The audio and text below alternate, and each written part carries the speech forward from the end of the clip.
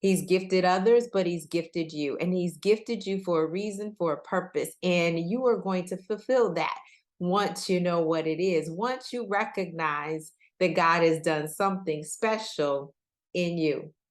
And so I'm burdened with the fact that too many times we sit down on our gifts. Too often we dismiss our gifts. Sometimes we just allow it to be overshadowed by others, and we are not adequately utilizing our gifts. And sometimes we bury them. One that has given and given and given again. He gave us Jesus, and that is the best gift, the unspeakable gift that we could ever have. But in addition to that, he still gives us more gifts. This Father is a good, good Father. This Father of lights is not going to change, but he gives every good gift and every perfect gift, and he has given you a gift.